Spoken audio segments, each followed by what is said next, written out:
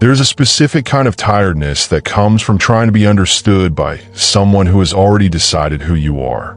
You explain yourself again. You choose your words more carefully this time. You wait for the moment they finally see it the way you see it. That moment doesn't come. This happens with family, with coworkers, with old friends, sometimes with the people you love the most. The Stoics faced this exact problem more than 2,000 years ago, and they built a clear, practical way of thinking about it that removes the exhaustion completely.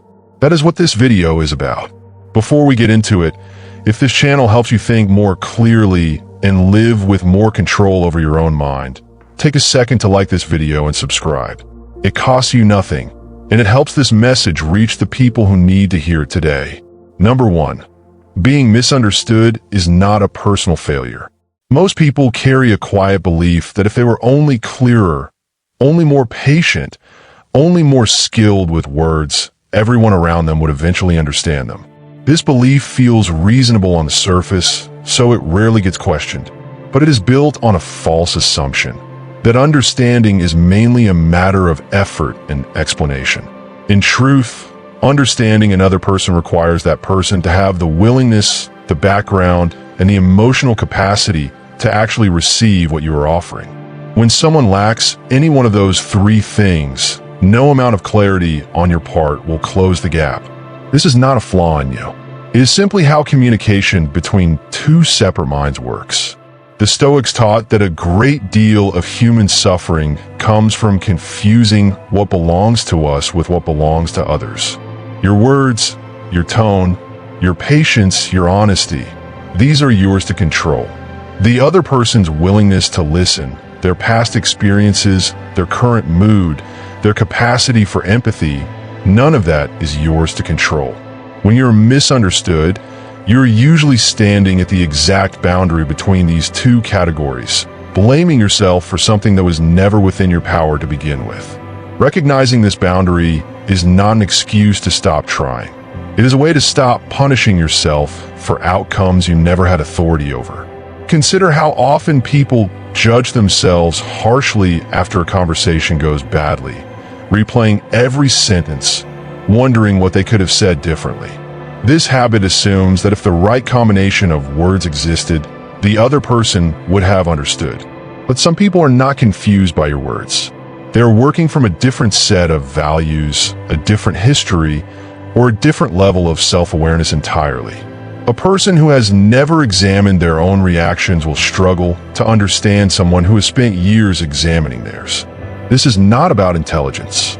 It is about where two people currently stand in their own development, and that gap cannot be closed in a single conversation, no matter how well you speak. There's a subtle relief available once you stop treating every instance of being misunderstood as evidence that something is wrong with you. The relief comes from realizing that your worth was never dependent on being fully understood by everyone you meet. A person can be honest, kind, hardworking, and thoughtful, and still be misread by people who are not paying close attention or who see the world through a narrower lens. The misreading says something about the limits of their perception in that moment. It does not shrink the truth of who you actually are. This distinction, simple as it sounds, is one of the most practical tools Stoicism offers for daily life. It also helps to notice that even the most respected thinkers in history were misunderstood by many of the people around them. This was not a sign of their failure. It was simply the ordinary cost of holding a clear perspective in a world where most people are still working things out for themselves. If people whose ideas have shaped centuries of thought could not make themselves fully understood by everyone in their own time, it is reasonable to expect the same limitation in your own life. Expecting full understanding from every person you interact with is not a high standard. It is an unrealistic one, and unrealistic standards are a reliable source of unnecessary suffering. The first step toward peace here is simple to state, though it takes practice to live out. Stop treating being understood as a requirement for feeling settled in yourself. You can continue to communicate clearly, to be patient, to explain yourself when it matters. but you release the expectation that this effort guarantees a result. Once that expectation is gone, the sting of being misread loses most of its power. You are no longer waiting for permission from other people's understanding to feel secure in who you are. That security starts coming from somewhere much more stable: your own honest assessment of your character and your actions. Number 2, the dichotomy of control applied to other people's minds. At the center of Stoic practice is a simple division of everything in life into 2 categories: things within your control and things outside of it. Your own judgments, choices, and actions fall into the first category.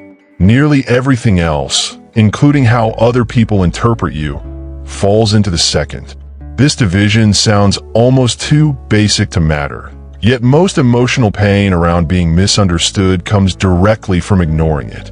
People spend enormous energy trying to control something that was never controllable in the first place: another person's internal conclusions about who they are. Think about what actually happens inside someone's mind when they form an opinion of you. They filter your words and actions through their own past experiences, their insecurities, their current stress levels, and their existing beliefs about people in general. You have no access to any of that internal filtering. You can influence it slightly through your behavior, but you cannot dictate the outcome. Trying to control another person's perception is a bit like trying to control the weather by wishing hard enough. The effort feels active and meaningful in the moment, but it produces no actual result, and it leaves you drained. Once this distinction becomes clear, a practical shift happens in how you respond to being misunderstood.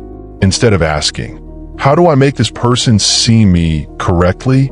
a question with no reliable answer, you start asking, "Did I act with honesty and good judgment in this situation?" This second question is fully within your control, and it is the only one that actually determines your peace of mind. A person can walk away from a conversation with a completely inaccurate view of you, and you can still walk away at peace because you know your own conduct was sound. The 2 outcomes are not connected the way most people assume. This does not mean you stop caring how you come across, or that you become careless with your words. Caring about clear communication is part of acting with good judgment, and that remains within your control. What changes is where you place your emotional investment. You invest fully in being clear, honest, and fair. You do not invest in guaranteeing the reception of that clarity, because guaranteeing another person's reaction was never something you had the power to do. This shift moves your sense of success away from an outcome you cannot secure and places it onto effort and character, which you can secure every single time. There's also a quiet arrogance hidden inside the desire to be fully understood by everyone, even though it rarely feels that way from the inside. It assumes that your explanation should be persuasive enough to override someone else's entire framework for interpreting the world, built over years or decades. Letting go of that expectation is not giving up on yourself. It is an honest acknowledgement of how limited any single conversation actually is against the weight of another person's full life experience. This acknowledgement is not defeat. It is accuracy, and accuracy is always a more stable foundation than wishful thinking. When you consistently apply this dichotomy to how others perceive you, something practical happens over time. The emotional charge around being misunderstood begins to fade. You still notice it. You may still feel a flicker of frustration in the moment, but it stops controlling your mood for the rest of the day because you have already placed your identity on solid ground, your own actions and judgments, rather than on the shifting, uncontrollable ground of other people's opinions. This is not detachment from people. It is a more honest and sustainable way of being close to them, without depending on them for your sense of self. Number 3, why endlessly explaining yourself becomes a trap. There is a specific pattern many people fall into without noticing. They meet resistance or confusion from someone, and their instinct is to explain further, then explain again, then find a new angle, then try once more. Each additional explanation is offered with the hope that this next attempt will finally land. In some cases it does, but there's a point, often reached long before people recognize it, where more explanation stops producing more understanding and starts producing something closer to self-erosion. You begin shrinking your own certainty in order to keep negotiating for someone else's approval of a fact that was already true. The Stoics were careful about where they placed their energy because they understood energy as a limited resource that reveals your priorities through where it actually goes. Repeated over-explaining to someone who is not receptive is a quiet form of misplaced energy. It often comes from a good place, a desire for peace or fairness, or to be seen accurately. But the method stops matching the goal once the other person has already shown, through their responses, that they are not currently open to hearing you. Continuing past that point is not persistence. It is often avoidance of the harder task, which is accepting the limit and moving forward anyway. There is also a cost to the explainer that is easy to overlook. Every time you re-explain yourself to someone who remains unmoved, you reinforce a belief that your peace depends on their agreement. This belief, repeated often enough, becomes a habit of mind that follows you into other relationships and situations. You start needing consensus before you can feel settled, which means your settledness is now outsourced to the opinions of others, sometimes to people who have not earned that kind of influence over your inner state. Recognizing this cost is often the turning point where people begin choosing a different response. A more stoic response is not silence out of resentment, and it is not giving up on honest communication altogether. It is offering your explanation clearly, once, with care, and then allowing the other person's response, or lack of one, to stand as it is. This requires a kind of confidence that does not come naturally at first. It has to be practiced. The practice is simple in concept. Say what is true and fair, and then stop measuring your worth by whether it was accepted. Over time, this becomes less of an effort and more of a default way of moving through disagreements. It helps to remember that some misunderstandings are not actually about you at all. A person who consistently misreads your intentions may be doing so because of their own unresolved history with people who behave differently than you. Your calm explanation is being filtered through their old wounds, not just your present words. In these cases, no version of your explanation was ever going to succeed because the resistance was never really about the content of what you said.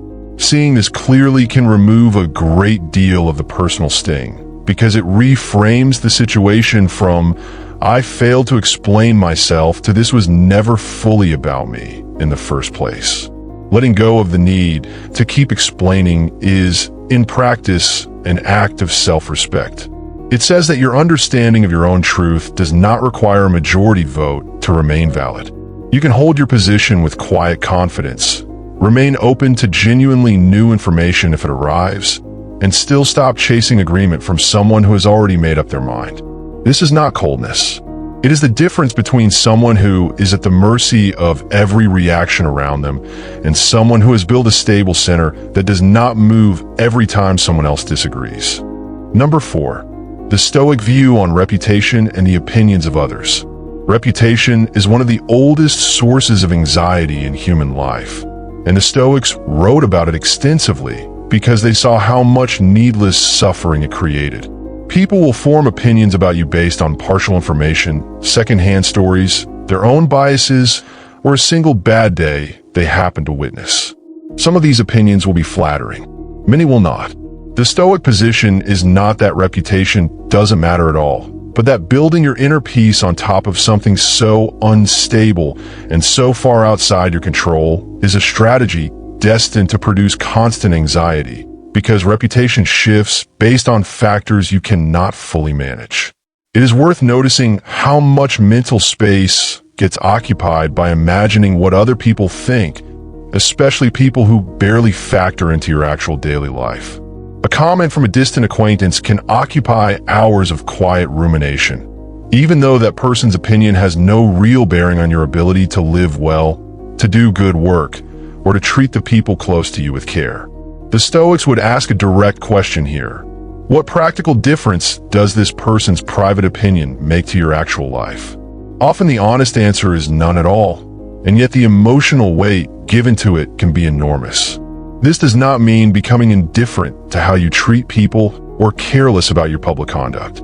Stoicism places heavy emphasis on virtue, honesty, fairness, courage, self-control, precisely because these are the things within your power that genuinely matter. The distinction is between caring about being a good person, which is entirely within your control, and caring about being perceived as a good person by every single observer, which is not. The first is a worthy and achievable goal. The second is an exhausting pursuit with no finish line, because there will always be someone whose approval you have not yet secured. There's a particular kind of freedom that opens up once you stop chasing universal approval. You start making decisions based on what you actually believe is right, rather than on what will keep the most people comfortable or impressed. This freedom is not reckless. It still accounts for the real needs and feelings of the people who matter to you. But it stops bending your choices around the imagined judgments of people whose opinions were never going to guide you toward a better life anyway. Many of the most meaningful decisions people make in their lives require disappointing someone who did not understand the reasoning behind them. It also helps to notice that people's opinions of you often say more about them than about you. A person quick to judge others harshly is frequently carrying their own unresolved insecurities projected outward. A person who dismisses your effort without understanding your circumstances is often revealing the limits of their own patience or empathy, not an accurate account of your character. This is not a reason to dismiss all feedback. Some criticism is fair and worth taking seriously, but it is a reason to evaluate feedback on its merits, rather than absorbing every opinion as an automatic truth about who you are. The goal, over time, is to hold your reputation the way you would hold something useful, but not essential, worth some attention, but never the foundation of your identity. You keep acting with integrity because that is who you choose to be, not because it guarantees a particular outcome in how others see you. When you manage to separate your sense of self from the shifting opinions of people around you, criticism stings less, praise inflates you less, and you gain a steadier baseline from which to make decisions. This steadiness is one of the most practical gifts Stoic thinking offers anyone willing to practice it consistently. Number 5, building inner peace that does not depend on others. Inner peace that depends on other people's understanding is inherently fragile, because it places your emotional stability in the hands of people whose thoughts and moods you cannot control. A more durable peace is built from the inside, through consistent honesty with yourself about your own actions, intentions, and character. This kind of peace does not disappear the moment someone misjudges you, because it was never built on their judgment in the first place. Building it takes deliberate practice, but it is available to anyone willing to shift where they look for validation, from external opinion to internal honesty. A useful daily practice here, drawn directly from Stoic tradition, is a short evening reflection on your own conduct.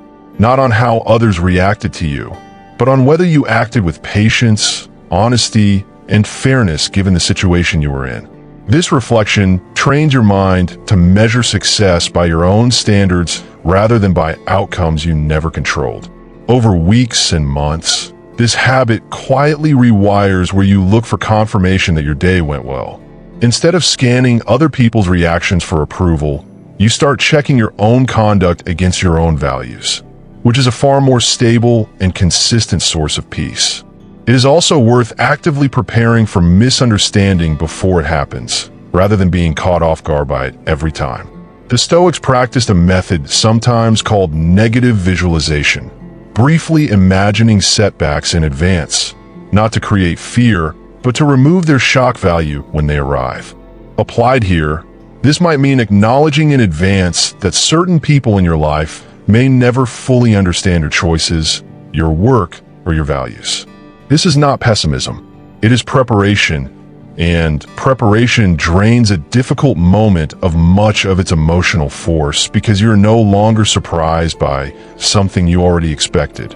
Another practical tool is distinguishing between people whose understanding genuinely matters to your daily life and people whose opinions you have simply been giving too much weight by habit. Most people can name a small handful of relationships that truly deserve their effort and emotional investment: a partner, close family, a few real friends. Everyone outside that circle can be granted less authority over your inner state, not out of coldness, but out of realistic prioritization. Spreading your emotional investment evenly across everyone you encounter, including strangers and distant acquaintances, is a reliable way to exhaust yourself trying to manage something too large to manage. Inner peace also grows from accepting that some disagreements will simply remain unresolved. Not every conflict has a tidy ending where both people walk away with matching understanding. Some relationships continue for years with a quiet, unspoken gap in how each person sees a particular issue. Learning to coexist with that gap, without needing to close it before you can feel settled, is a mature and often underrated skill. It allows you to keep the relationship, keep your own clarity, and stop demanding a resolution that may never arrive, all at the same time. Over time, this approach builds something like an internal anchor, a steady sense of who you are that does not shift every time someone misreads you. You still engage with people fully. You still care about being understood by those close to you. But you no longer need that understanding to arrive on schedule or from everyone in order to feel like yourself.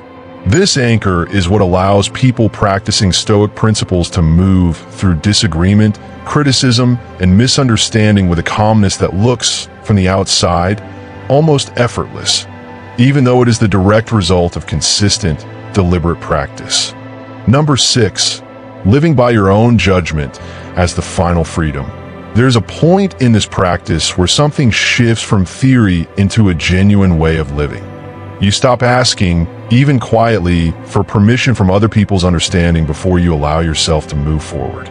You act according to your own careful judgment, informed by honest reflection and a real concern for doing right by others, and you let that be enough. This is not arrogance or isolation. It is the natural result of realizing that waiting for universal understanding before acting is waiting for something that may never come, while your actual life continues to pass by in the meantime. This kind of independence is not built overnight, and it is not built by deciding once and being finished. It is built through repeated small moments, choosing to act on your own honest judgment, even when someone close to you disagrees, choosing to stay calm when your reasoning is dismissed without real consideration, choosing to keep working on something meaningful even when the people around you do not yet see its value. Each of these small moments strengthens the same underlying muscle, the ability to trust your own careful thinking without needing a chorus of agreement behind it before you feel confident in it. It is worth being clear that this independence is not the same as ignoring good advice or refusing to reconsider your views. A person practicing Stoic judgment remains genuinely open to correction, especially from people who have earned trust through honesty and competence. The difference is in the source of that openness. It comes from a real desire to think clearly, not from an anxious need to be approved of by everyone around you.